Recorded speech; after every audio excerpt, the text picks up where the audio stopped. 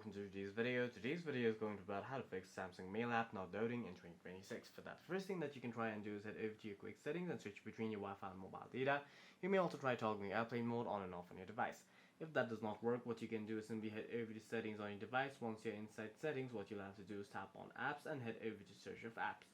From here, what you need to do is type in mail and then tap on the mail that you're using with your Samsung device. Once you're here, what you can do is scroll down, tap on storage, hit clear cache and try again. If the issue still persists, you can simply head over to Play Store, head over to search and then search for the mail app on your device.